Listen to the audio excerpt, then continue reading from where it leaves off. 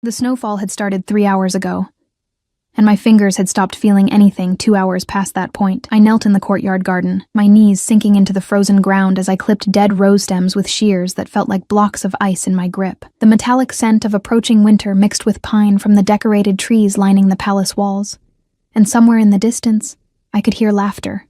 Warm, bright, full of the kind of joy that belonged to people who would spend tonight by roaring fires, drinking spiced wine, exchanging gifts wrapped in silk ribbons. I was not one of those people. Christmas Eve at the palace meant double the work for half the staff. The others, the ones with families, with children waiting at home, had been given leave. Those of us with nowhere to go, no one to miss us, we stayed behind. We polished silver until our reflections mocked us. We scrubbed floors that would be dirtied again within hours. We prepared feasts we would never taste. My breath came out in small clouds that disappeared almost instantly, like prayers no one bothered to answer. The head housekeeper, Mrs. Thornberry, had assigned me to prune the winter garden before the Alpha King's guests arrived for the midnight celebration. "Make it presentable, girl," she'd snapped, her thin lips barely moving. "His Majesty expects perfection, especially tonight." Perfection. As if frozen roses could ever be perfect. As if I could ever be. I had learned early that invisibility was a survival skill. Keep your head down, your hair braided tight beneath your cap, your voice soft when you had to speak at all. Don't meet their eyes, especially not his eyes. The palace hierarchy was brutal. The nobles at the top, the ranked wolves of the pack in the middle, and at the very bottom, the omegas and the human servants. I fell somewhere in that forgotten space between useful and disposable. My mother had been a servant here too. Before the fever took her when I was 12, she'd taught me how to move through these halls like a ghost, how to anticipate needs before they were spoken, how to endure.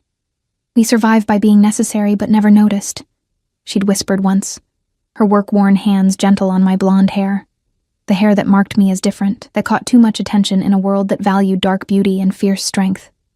I hadn't thought of her in months. Grief was a luxury I couldn't afford. A rose thorn caught my thumb, drawing blood that looked startlingly red against my pale, frozen skin. I watched it bead and drip onto the snow, a tiny mark of color in all that white. Inside the palace, through the frosted windows, I could see the glow of chandeliers being lit, servants in their finest uniforms carrying trays of crystal glasses, musicians tuning their instruments. The celebration would begin in a few hours. The Alpha King would make his appearance, magnificent and terrible as always, and his court would bow and scrape and compete for his attention. I had seen him only a handful of times in the 3 years I'd worked here. Always from a distance, always in passing. He was the kind of man, the kind of wolf, that you felt before you saw. The air would change, growing heavy with dominance that made every instinct scream to submit or flee. Tall, dark-haired, with eyes that seemed to see through flesh and bone straight into whatever trembling truth you tried to hide. They said he'd taken the crown at 19 after his father died in the war with the Eastern Pacts. They said he'd never taken a mate, never shown interest in the dozens of beautiful she-wolves paraded before him each season. They said he was cold, calculating, more monster than man. I believed every word.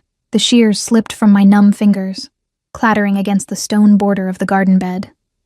When I bent to retrieve them, a wave of dizziness washed over me.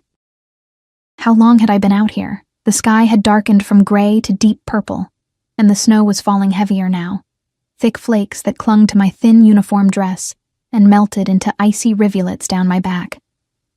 I should go inside. I should find Mrs. Thornberry and tell her the garden was as good as it would get. But moving seemed impossible. My legs wouldn't cooperate. My fingers wouldn't close around the shears. The cold had seeped so deep that I almost couldn't feel it anymore, which some distant part of my mind recognized as dangerous. Just a moment, I thought. Just sit for a moment. The stone bench beside the rose bed looked almost inviting. I sank onto it, meaning to rest for just a minute before returning to work. The palace loomed above me, all lit windows and warm golden light. I could see shadows moving inside, people preparing for celebration, for joy, for connection. And here I sat in the dark and cold, alone as I'd always been. My eyes drifted closed. I thought about my mother, about the last Christmas we'd shared before the fever. She'd saved her meager wages for weeks to buy me a hair ribbon. Pale blue silk that I'd treasured like gold. I'd worn it until it fell apart. I wondered what she would think of me now, half frozen in a garden, forgotten by everyone. Somewhere far away, a door opened. Voices carried on the wind, but they seemed unimportant. Everything seemed unimportant except the strange, creeping warmth that was starting to replace the cold. I knew, dimly, that this wasn't warmth. It was my body giving up, shutting down. But I was too tired to care. "I'm sorry, Mama," I thought. "I tried to be what you taught me. I tried to survive." The voices were getting louder, footsteps crunching through snow. Someone was shouting, but the words were distorted, underwater. Strong hands gripped my shoulders, and I forced my eyes open to see a face hovering above mine, angular, fierce, with eyes that blazed gold in the darkness. What the hell? The words cut off abruptly, those golden eyes widened, and I watched something like shock ripple across features that I'd only ever seen composed and distant. The Alpha King. He'd found me. Here. Like this. "How long has she been out here?" The question was a snarl directed at someone I couldn't see. "Your Majesty, we didn't know. The servants are supposed to get the physician, now." I wanted to speak, to apologize for being found, for being a problem, but my lips wouldn't form words. The Alpha King, Caspian, I'd heard the nobles call him, slid one arm beneath my knees and the other behind my back, lifting me as if I weighed nothing. Heat radiated from him like a furnace, and I couldn't stop myself from curling toward it, seeking warmth with an animal desperation. "Stay with me," he commanded, his voice rough. "Do you hear me? Stay awake." But darkness was pulling at me, soft and insistent. The last thing I registered was his scent, pine and smoke and something wild, and the strange, impossible realization that the most powerful wolf in the kingdom was carrying me like I mattered, like I was worth saving. I woke to warmth. Not the insufficient heat of the servants' quarters where we huddled under thin blankets, 3 to a room, but real warmth, the kind that seeped into your bones and made you believe, for a moment, that the world might not be entirely cruel. My eyes fluttered open to find myself in a room I didn't recognize, surrounded by dark wood furniture and deep burgundy fabrics that spoke of wealth I'd only ever cleaned, never experienced. Panic shot through me. I tried to sit up, but my body protested with 1,000 small aches. "Easy." The voice came from beside the bed, and I turned my head to find a woman with silver-streaked hair and kind eyes watching me. She wore the crisp uniform of the palace medical staff. "You've had a close call, child. Hypothermia doesn't take prisoners." Where am I?" My voice came out as a rasp. "The East Wing guest quarters." She pressed a hand to my forehead, checking for fever. "His Majesty insisted you be brought here. Said the servants' quarters weren't suitable for recovery." The Alpha King. The memory crashed back, his face above mine, the shock in his golden eyes, the feeling of being lifted, carried. Heat flooded my cheeks that had nothing to do with my returning body temperature. "I need to get back to work," I said, trying again to rise. "Mrs. Thornberry will be Mrs. Thornberry has been informed that you are under the physician's care and will return to duties when cleared." The woman's tone was firm. "Those are the Alpha King's orders. And before you ask, yes, he was quite specific about it." I fell back against the pillows, mind reeling. This didn't make sense. Alpha Kings didn't concern themselves with servants. They certainly didn't carry them inside and issue orders about their care. We were interchangeable, forgettable. That was the entire point of our existence. He was... I hesitated. Angry? The physician's expression shifted into something I couldn't quite read. Oh, he was furious. I've never seen him like that. But not at you, dear. Never at you. She left me with instructions to rest, pressing a cup of warm broth into my hands before departing. I sat in that unfamiliar luxury, sipping slowly, trying to piece together what had happened. The Christmas Eve celebration must have ended hours ago. Pale winter sunlight streamed through the windows, suggesting it was late morning. I'd lost an entire night, and somewhere in this palace, the Alpha King had spent part of his most important social event of the year dealing with a half-frozen servant girl. The door opened again, and I startled so badly that broth sloshed over the rim of the cup. But it wasn't Caspian. It was a young maid I recognized from the kitchens, a girl named Sophie with worried brown eyes. "Oh, thank the gods you're awake." She rushed to my side. "Everyone's been talking about it. What happened out there?" I told her about the garden assignment, the cold losing track of time. Sophie's face grew darker with each word. "That witch," she hissed. "Mrs. Thornberry knew how cold it was. She sent you out there on purpose. Why would she?" "Because she's cruel, and because she could." Sophie sat on the edge of the bed, lowering her voice. "You should have heard His Majesty last night. He came into the celebration carrying you, and the entire hall went silent. Then he started asking questions. Who assigned you to the garden? Why no one checked on you? Why a servant was left outside in freezing temperatures during a celebration?" She paused, eyes wide. "He dismissed Mrs. Thornberry on the spot. Told her to pack her things and be gone by morning." The cup trembled in my hands. "He fired her? Because of me?" "Because she nearly let you die from negligence." Sophie's expression was fierce. "And that's not all. He's ordered a full review of servant working conditions. Better quarters, warmer uniforms for outdoor work, mandatory breaks. Some of the other staff are calling you a hero." I felt sick. "I'm not a hero. I didn't mean for any of this. Maybe not. But something changed last night." Sophie stood, smoothing her apron. "The Alpha King has never paid attention to how servants are treated before. Now he is. And it started when he found you." After she left, I lay back, staring at the ceiling. The room felt too large, too fine, like a costume that didn't fit. I didn't belong here. I belonged in the shadows, in the spaces between important people's lives. This attention, this disruption, it terrified me more than the cold had. 3 days passed.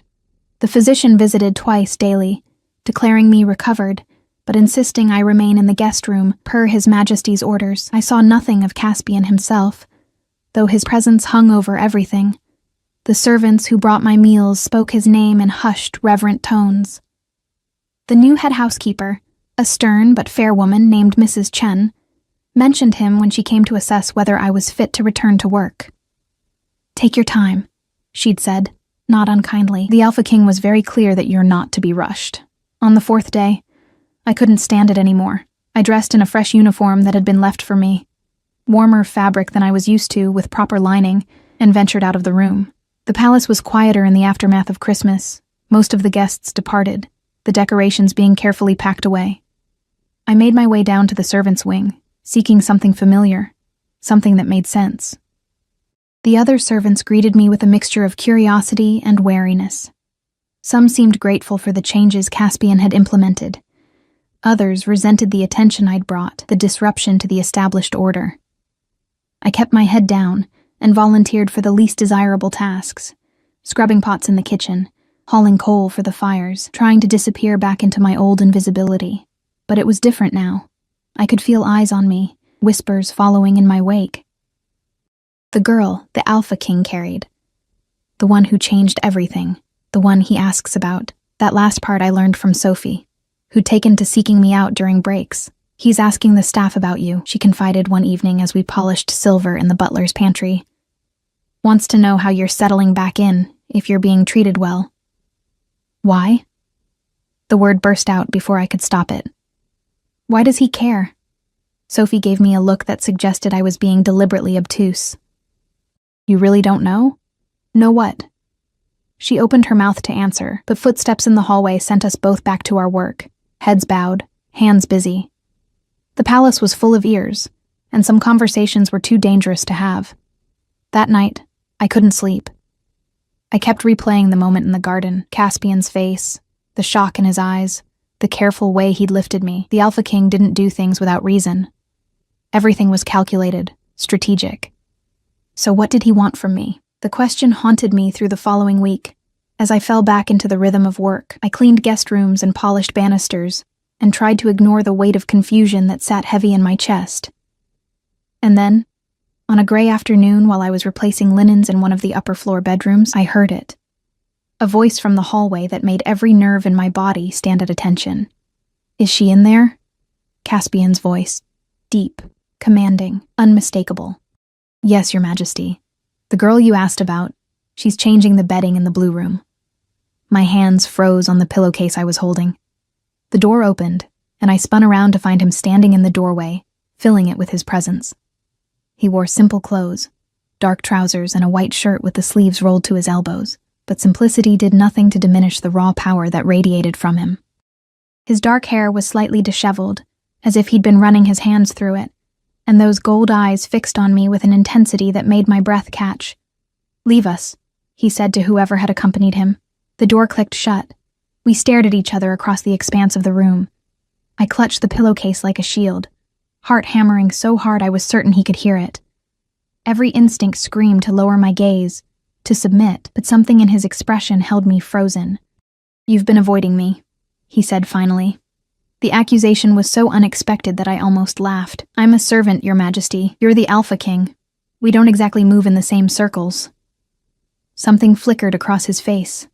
Amusement? Frustration? "You know that's not what I mean." "I don't know what you mean at all." The words came out sharper than I intended, born of days of confusion and fear. "I don't know why you carried me inside, why you fired Mrs. Thornberry, why you're asking about me. I don't understand any of this." He moved further into the room, and I had to fight the urge to back away. "You were dying in my garden. Servants die all the time. We get sick. We get injured. We grow old before our time. It's the way of things." I hated how bitter I sounded, how much truth bled through. "You've never cared before. I've never seen it before." His voice was quiet, almost dangerous. "I've never had to watch someone He stopped, jaw tightening. "You were so cold. Your lips were blue, and you weren't responding, and something in me..." He trailed off, and in the silence I found my voice again. "Something in you what?" Caspian's eyes met mine, and what I saw there stole the breath from my lungs. Not pity. Not obligation. Something far more complicated, far more terrifying. "Broke," he said simply. Something in me broke. The silence stretched between us, heavy with words neither of us seemed able to speak. I stood there, still clutching that ridiculous pillowcase, while the Alpha King of the entire Northern Territories looked at me like I was a puzzle he couldn't solve. "You should rest," I said finally, grasping for anything normal, anything that made sense. "You must be exhausted from ruling, or whatever it is you do." A small, unexpected smile tugged at the corner of his mouth. "Whatever it is I do?" Heat flooded my face. "I didn't mean... I'm sure it's very important.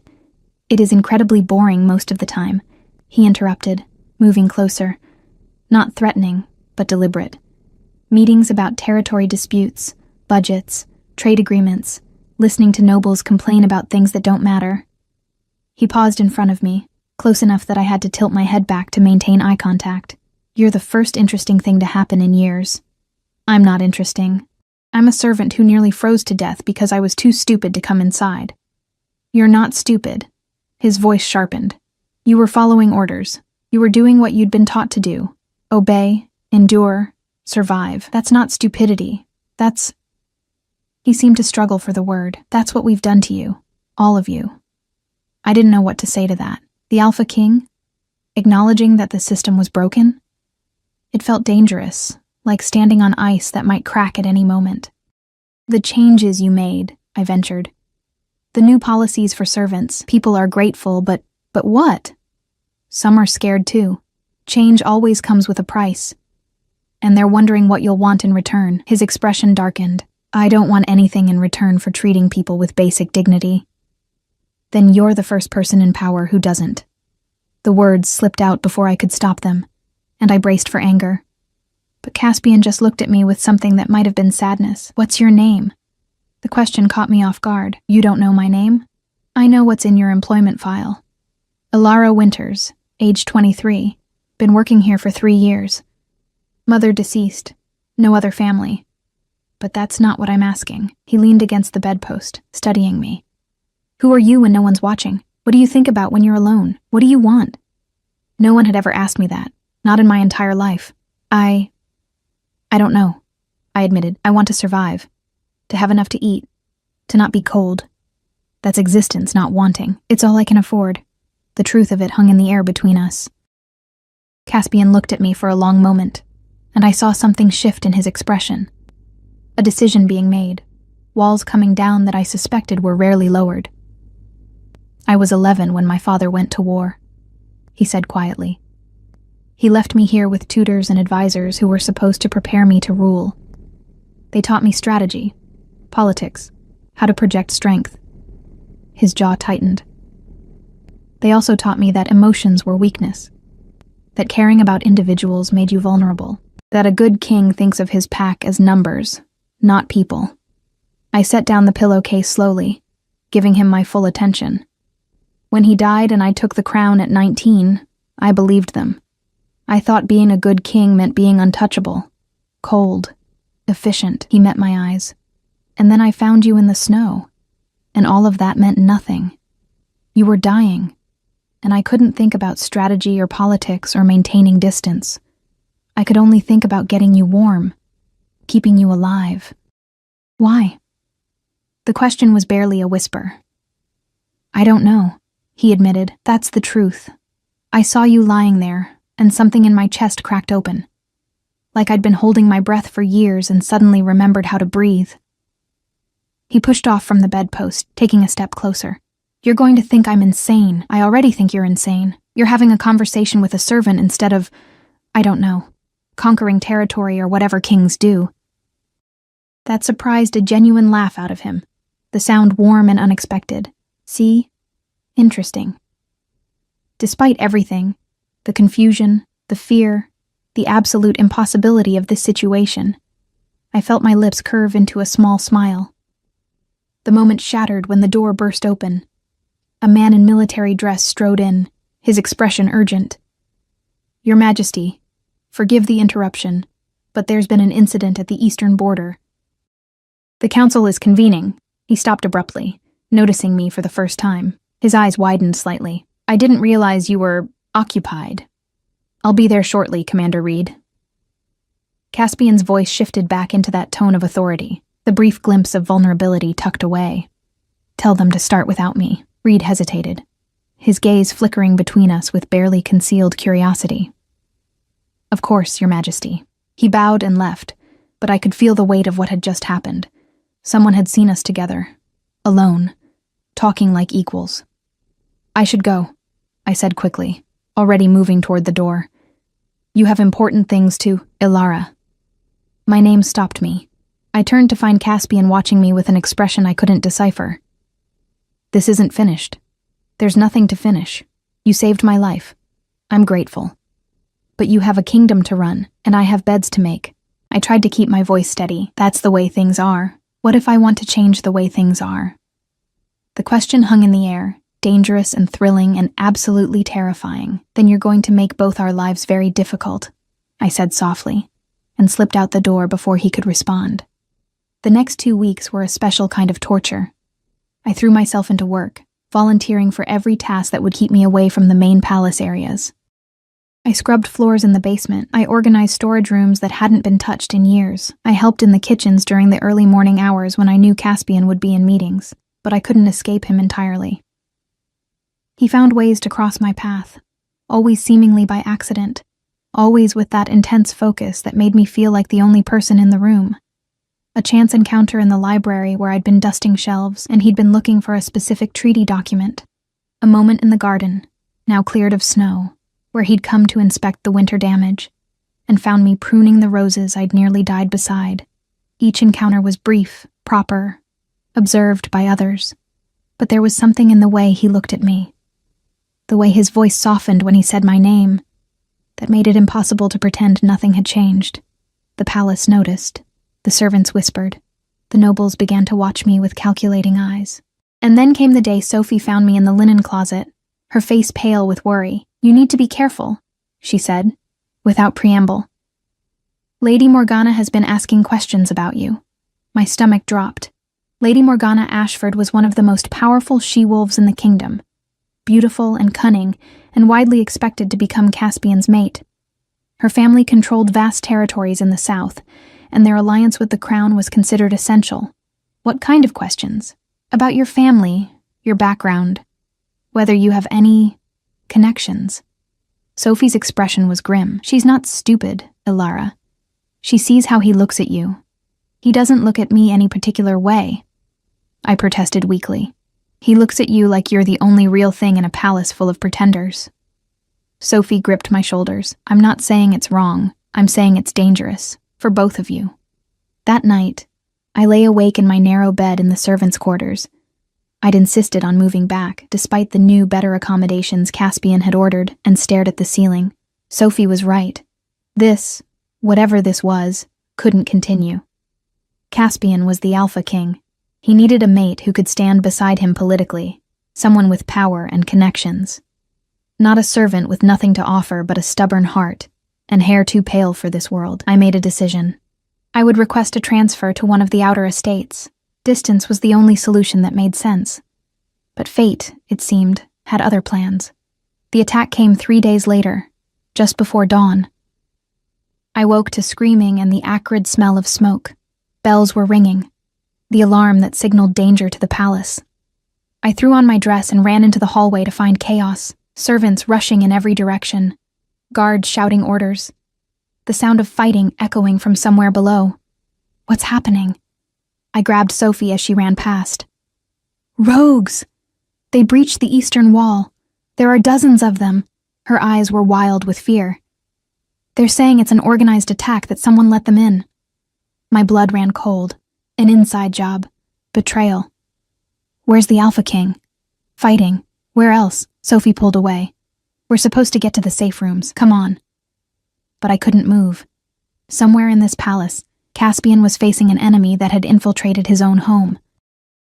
And all I could think about was that moment in the garden, the shock in his eyes when he'd found me, the way he'd said something in me broke. I'd spent my whole life being invisible, being safe by being unnoticed.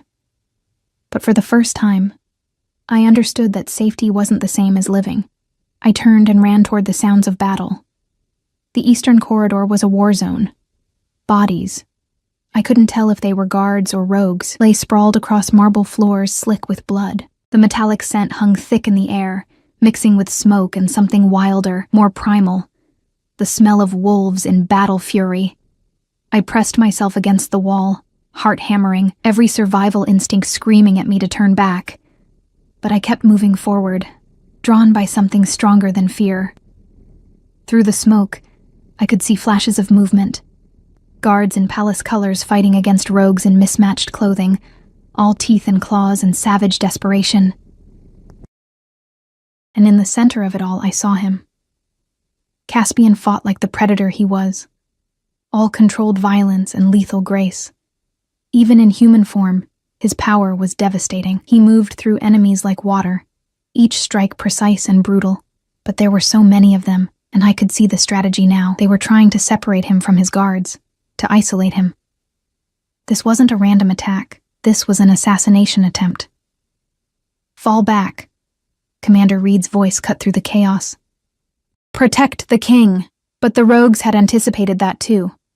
A group of them broke off, engaging the guards while others pressed toward Caspian.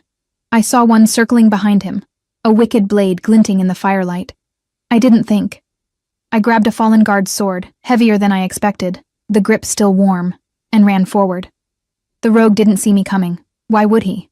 I was just a servant, a slip of a girl in a simple dress, not a threat. I drove the blade into his side with all my strength. He roared, spinning toward me with fury in his eyes. I stumbled backward, the sword wrenched from my grip, suddenly very aware that I had no idea how to fight, no training, no strength to match these creatures. He advanced, and I braced for pain. The rogue's head snapped back as Caspian's fist connected with his jaw. The sound of bone breaking was sickeningly clear. Caspian didn't stop. He moved with a violence I'd never witnessed, protecting me with a ferocity that should have terrified me, but instead made something fierce and bright bloom in my chest. When the rogue fell, Caspian turned to me, and the look on his face stole my breath. Not anger at my foolishness, not frustration. Something raw and wild and almost desperate. "What are you doing here?" he demanded, even as his hands ran over my arms, checking for injuries. "Saving your life, apparently," I shot back, adrenaline making me bold. "You could have been killed. So could you." The fighting was dying down around us. The palace guards, reinforced by more soldiers, were overwhelming the remaining rogues, but Caspian's attention was entirely on me, his hands still on my arms, his eyes searching my face like he was memorizing every detail. "You're insane," he said, but there was something like wonder in his voice. "I learned from the best," I replied, and felt my lips curve into a shaky smile. Commander Reed approached, blood on his uniform but his expression grim and satisfied. "Your Majesty, we've secured the corridor. The traitor has been identified, one of Lady Morgana's personal guards." He confessed to opening the eastern gate. The name hit like a physical blow. I saw Caspian's expression shift from concern to cold fury in an instant. "Where is Lady Morgana?" His voice was deadly quiet. "In her chambers, Your Majesty, under guard." Caspian released me, stepping back, and I saw the king replace the man who'd been touching me with such careful concern. "Take her into custody. I want answers." He glanced at Reed. "And get someone to escort Alara to safety." "I can escort myself," I interrupted. Both men looked at me in surprise. "I'm not injured. You have more important things to deal with." For a moment, I thought Caspian might argue, but duty was calling, and we both knew it. He nodded once, sharp and reluctant, before striding away with Reed at his heels. I stood in that blood-stained corridor, trembling now that the danger had passed, and wondered what I'd just done. Not the fighting, though that was insane enough, but the way I'd run toward danger instead of away from it, the way I'd chosen him over safety, the way I'd stopped pretending I didn't care. The interrogation of Lady Morgana lasted 2 days. I learned about it the way servants always learn things, through whispered conversations in hallways, through Sophie's breathless updates, through the tension that gripped the entire palace. Morgana had orchestrated the attack. Driven by jealousy and ambition, she'd seen how Caspian looked at me, had understood that her careful plans to become queen were crumbling, so she'd allied with rogue factions, promising them access to palace wealth in exchange for eliminating the king and allowing her family to seize control. She'd underestimated Caspian's strength, and she'd underestimated the loyalty of most of the palace guard. On the 3rd day, she was executed for treason. I didn't watch. I couldn't.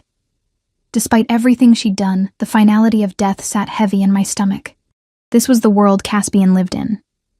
A world where betrayal meant execution, where every relationship was a potential threat, where trust was a luxury that could get you killed. And yet he'd trusted me, a servant he barely knew. He'd let down his guard, shown me vulnerability, treated me like I mattered. I was cleaning one of the upper sitting rooms when he found me again. A week had passed since the attack, and I'd only seen him from a distance, addressing the court, meeting with advisors, rebuilding security.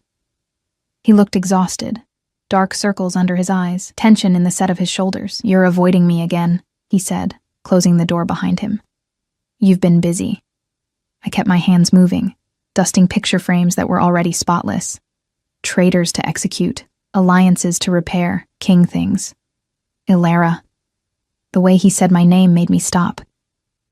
I turned to find him watching me with an expression that made my heart stutter. "I can't do this anymore," he said quietly. Fear spiked through me. "Do what?" "Pretend that you're just a servant I happened to save. Pretend that you didn't risk your life for me. Pretend that every moment I'm in a council meeting, I'm not thinking about you." He crossed the room, deliberate and purposeful. "Pretend that you don't matter. My voice cracked. "I'm nobody, Caspian. I have no family, no power, no political value. You need a mate who can... I need someone I can trust." He stopped in front of me, close enough to touch.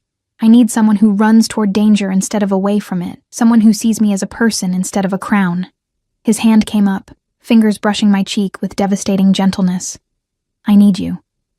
Tears burned in my eyes. The court will never accept it. I'm human, or close enough. I'm not strong, not connected, not "you stabbed a rogue wolf to protect me." A smile flickered across his face. "I'd say you're pretty strong. That was stupidity, not strength." It was courage. His thumb traced my cheekbone. "It was everything I've been trying to be and failing at for years. You didn't hesitate. You didn't calculate the odds. You just acted because it was right." I closed my eyes, fighting against the hope rising in my chest. "This is impossible. Most worthwhile things are." He leaned closer, his forehead resting against mine. "I'm not asking you to decide anything right now. I'm just asking you to stop running, to give us a chance. And if it doesn't work, if the court rebels, If your pack refuses to accept, then we'll figure it out together." His voice was absolute certainty. I didn't become Alpha King by letting others dictate my choices, and I'm not going to start now. The wall I'd built around my heart, the one my mother had taught me to maintain, the one that had kept me safe and invisible and alone, it crumbled. I opened my eyes to find him watching me with such raw honesty that I couldn't look away. "I'm terrified," I whispered. "So am I." He smiled, and it transformed his face from severe to almost boyish. "But I'd rather be terrified with you than safe and alone." I thought about my mother, about her lessons in survival. But she'd also taught me something else, something I'd forgotten. That surviving wasn't the same as living. That sometimes the bravest thing you could do was reach for something more than just getting through another day. I reached up, my fingers threading through his dark hair, and pulled him down to meet me. The kiss was gentle at first, tentative, like we were both afraid the other might disappear. But then his arms wrapped around me, solid and real, and I pressed closer, pouring 3 years of loneliness and fear and desperate hope into that contact. He tasted like smoke and winter air, and something uniquely him, and when we finally broke apart, both breathing hard, I saw my own wonder reflected in his eyes. "Stay with me," he said against my lips. "Not as a servant. As whatever you want to be. I don't know what that is yet. Then we'll figure it out." He kissed me again. Softer this time. Together. The announcement came 3 weeks later, during the traditional New Year's assembly when the entire court gathered to hear the Alpha King's proclamations for the coming year. I stood in the great hall among the other palace staff, my new position as personal assistant to the king, still feeling like an ill-fitting coat. Caspian had insisted on the title, on bringing me out of the servants' shadows, though we'd both agreed to take things slowly. The court needed time to adjust. I needed time to learn how to exist in this new reality. But as I watched him stride to the dais, magnificent in formal attire, I knew that slow wasn't in his nature. "My people," he began, his voice carrying through the vaulted space. "This past year has brought challenges we never anticipated, betrayal from within, attacks from without, moments when the foundation of our kingdom was tested."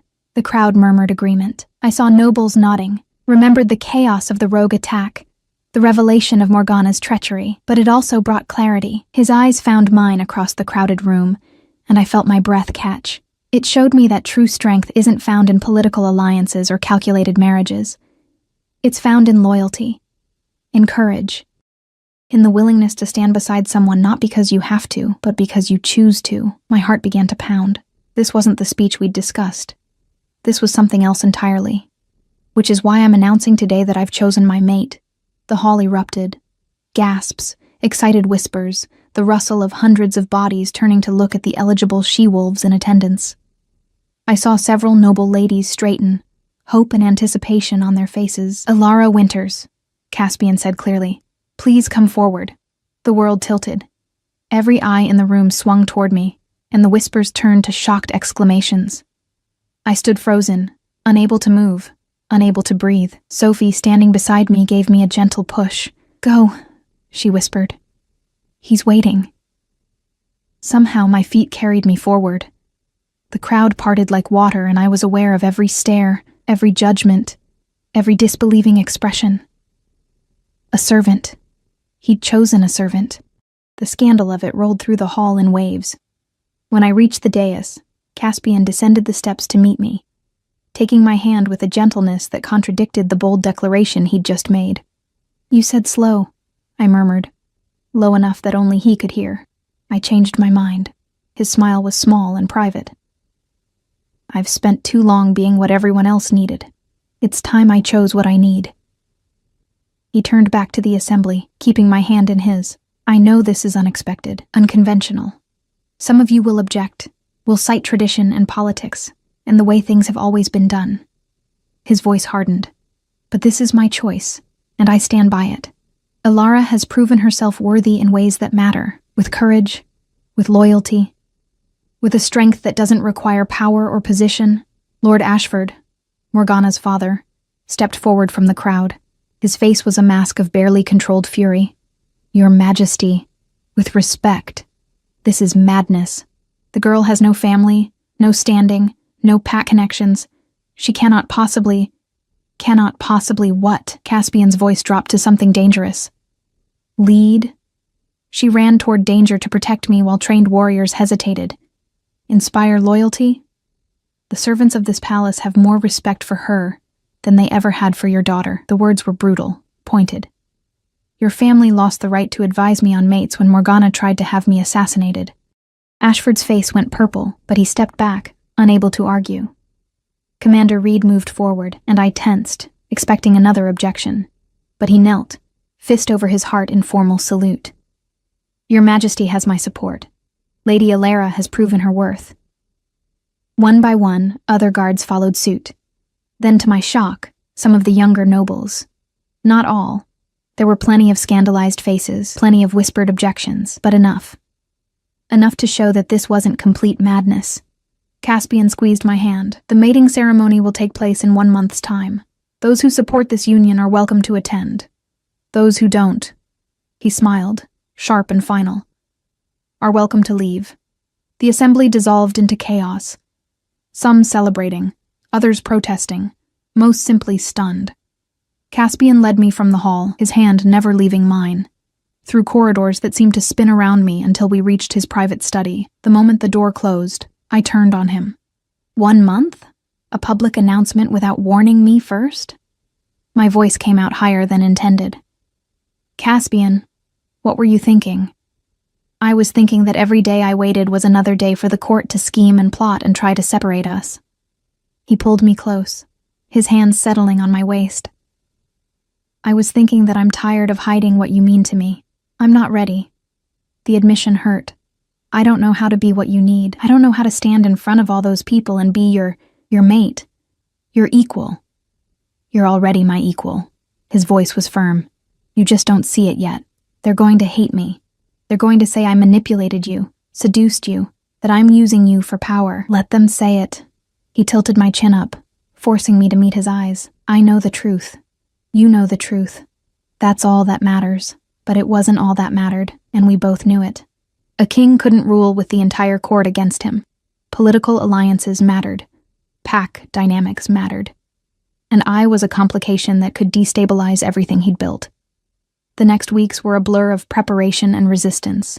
Caspian hired tutors to teach me court etiquette, pack politics, the intricate dance of noble society. I spent hours learning how to walk properly, speak properly, hold myself like someone worthy of standing beside a king. It was exhausting and overwhelming, and more than once I locked myself in my chambers, no longer the servants' quarters but a suite near Caspian's own rooms, and cried from sheer frustration.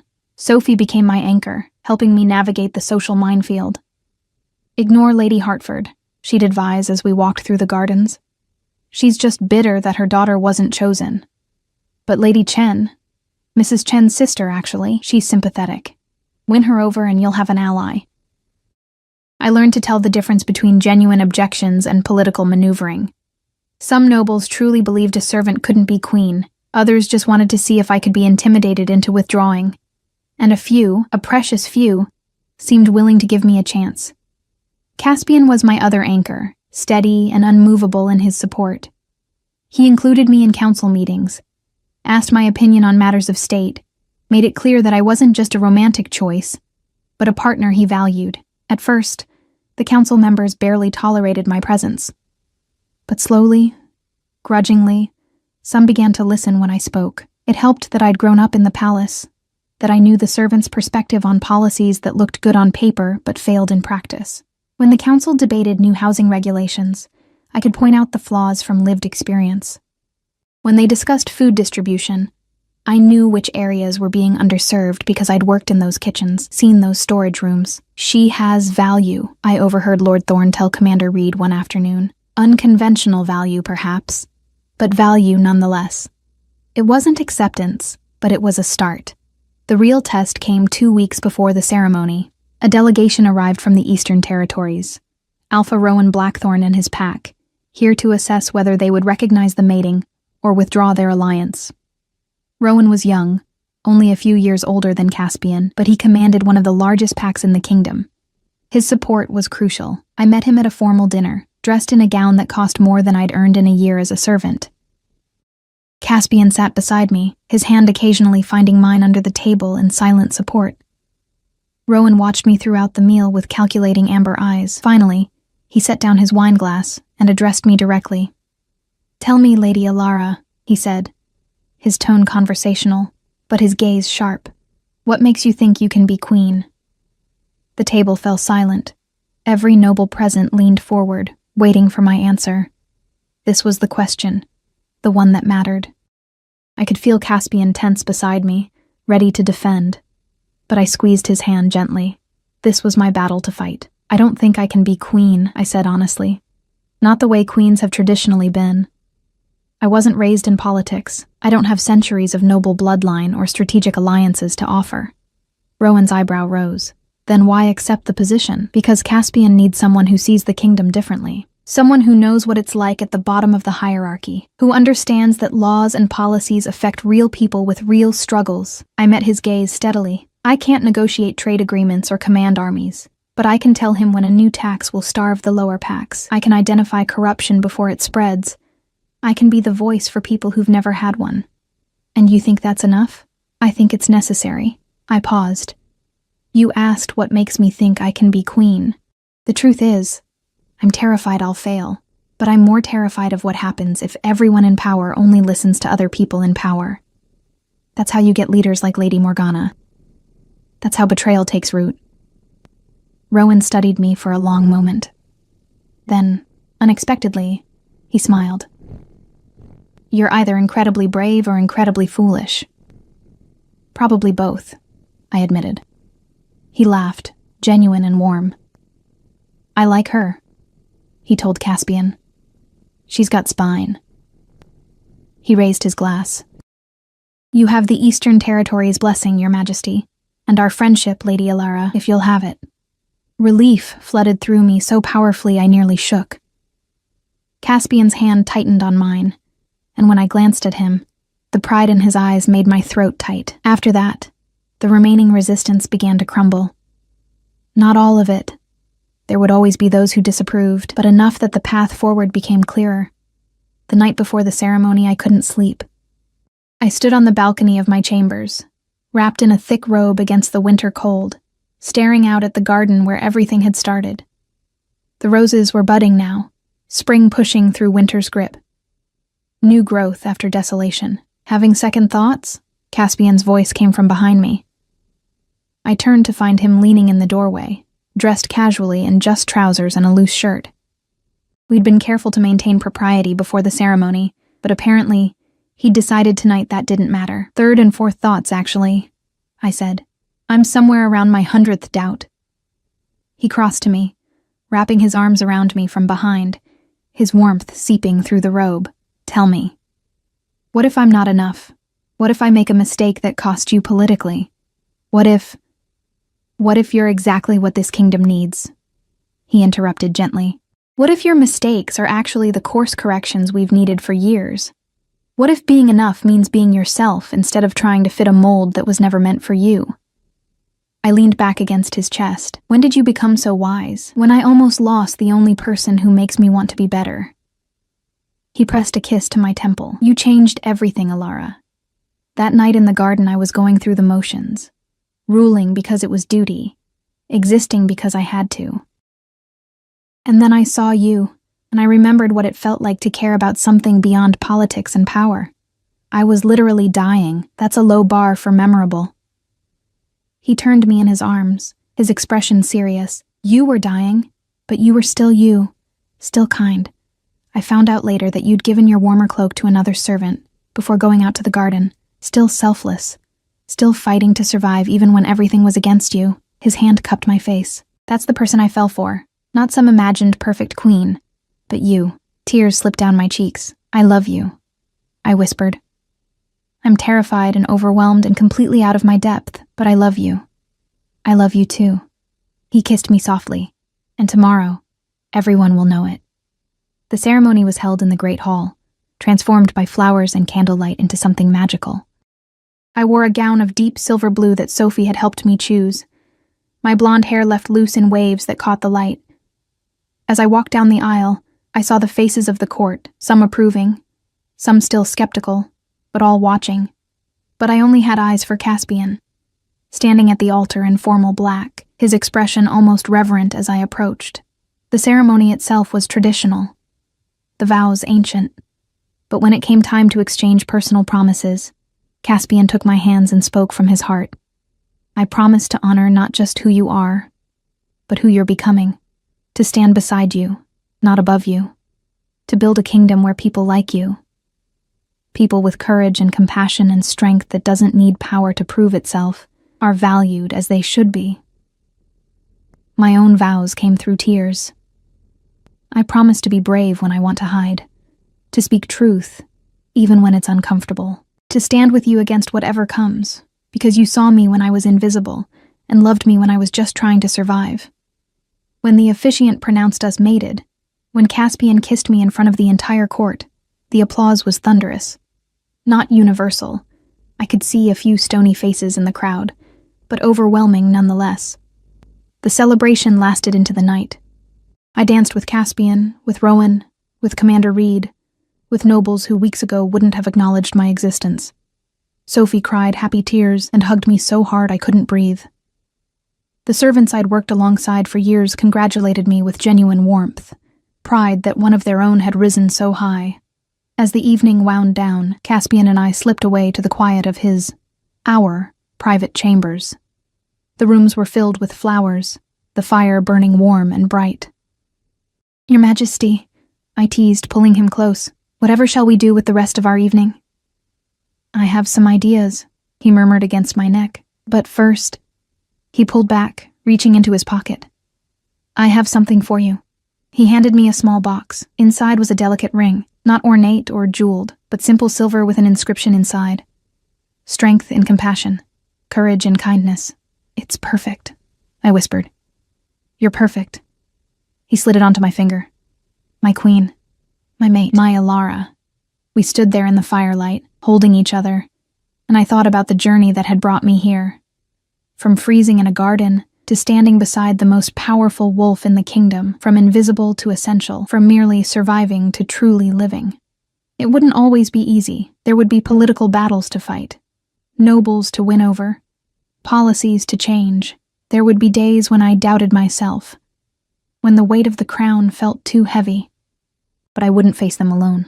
"Tell me something," Caspian said quietly. "That night in the garden, before I found you, what were you thinking about?" I considered lying, softening it. But we'd built this relationship on truth. I was thinking that I was tired of just existing, that I wanted to matter, even if I didn't know how. And now? I looked up at him, at this man who'd seen past every wall and barrier, who'd chosen me when logic said he shouldn't. Now I know that mattering isn't about power or position. It's about choosing to show up, to be brave, to love even when it's complicated. I smiled. "You taught me that. We taught each other," he corrected. "You showed me that strength isn't about being untouchable. It's about being vulnerable enough to let someone in." Outside, snow began to fall again. Not the deadly storm of that Christmas Eve, but gentle flakes that caught the moonlight like stars. Through the window, I could see the palace gardens, the roses we'd both nearly lost ourselves to, now safely dormant and waiting for spring. Everything had changed, and everything was just beginning. In the years that followed, I would help Caspian transform the kingdom, advocating for the powerless, implementing reforms that protected servants and lower-ranked wolves, creating a court that valued capability over birthright. There would be challenges, an attempt by Lord Ashford to undermine my authority that ended with his exile, a difficult pregnancy that nearly cost us both our lives, but ultimately blessed us with a daughter who inherited her father's strength and her mother's compassion, moments of doubt when the weight of responsibility felt crushing. But there would also be triumphs, the day the first common-born wolf was appointed to the council, the establishment of schools for servant children, the slow but steady shift in how the kingdom viewed worth and value, and through it all, Caspian beside me, my partner, my love, my anchor in storms. Sophie became my personal attendant and closest advisor, eventually mating with Commander Reed in a ceremony we hosted with joy. Rowan remained a trusted ally, his friendship proving invaluable during territorial disputes. The palace itself changed, becoming a place where people like I had been could see paths forward beyond just survival. And on quiet nights, when the weight of the crown felt too heavy, Caspian would find me in the garden, our garden, and remind me of that Christmas Eve when everything changed. "Do you ever regret it?" I asked him once, years later, after a particularly difficult council session where several nobles had questioned my judgment. "Regret finding the love of my life freezing in the snow?" He pulled me close, his arms strong and sure around me. "Never. Not for a single moment. Even when I make your life complicated? Especially then." He kissed my forehead. "You made my life worth living, Alara. Everything else is just details." And standing there in the moonlight, surrounded by roses that had survived winter and bloomed again, I finally understood what my mother had been trying to teach me all along. Survival wasn't the goal. Living was. Loving was. Finding the courage to reach for something more than just getting through another day. I had been invisible once, forgotten, and freezing in a garden while celebration happened without me. But I wasn't invisible anymore. I was seen, valued, loved, not despite who I'd been, but because of it. I was the servant who became queen. The girl who nearly died and learned to truly live. The woman who proved that sometimes the greatest strength lies in the gentlest heart, and I was exactly where I was meant to be.